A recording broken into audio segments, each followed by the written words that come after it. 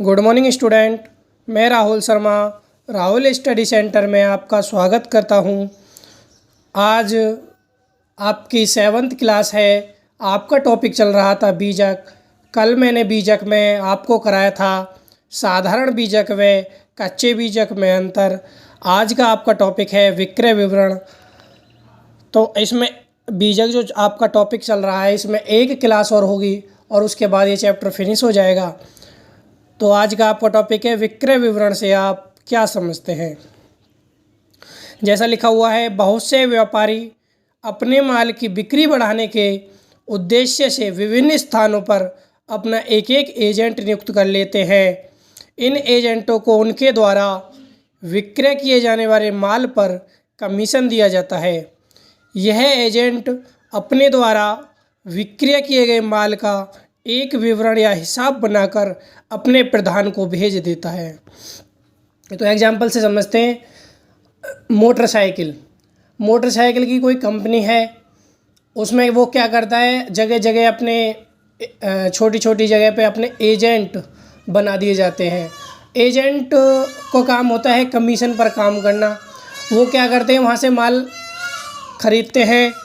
खरीदते हैं और उनकी बिक्री करते हैं। तो उनको उस पर जो बिक्री करते हैं उस पर एक कमीशन दिया जाता है, उसे हम कमीशन जो दिया जाता है। और उसमें वो क्या करता है, एक विक्रय विवरण तैयार करता है। उसमें कितना माल बेचा गया है, कितना माल बचा हुआ है अभी स्टॉक में, उसके बारे में जो विवरण तैयार करके देता है उसे हम कहते हैं विक्रय विवरण।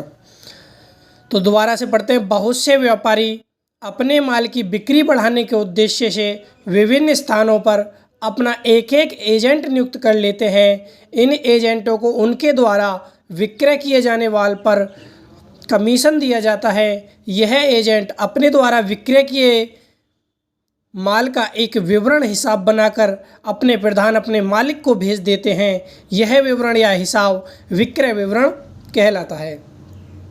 तो समझ गए, कोई बड़ी कंपनी है, वो अपनी जगह अपने छोटे छोटे एजेंट नियुक्त कर देती है।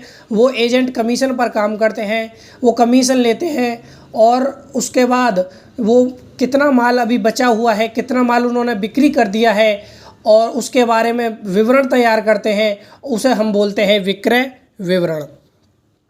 इस विवरण में एजेंट अपने द्वारा बेचे गए माल का विवरण देता है और कुल विक्रय राशि में से अग्रिम रूप में भेजी गई रकम, माल की विक्रय के संबंध में किए गए व्यय, अपने कमीशन की राशि को घटाकर दिखलाता है।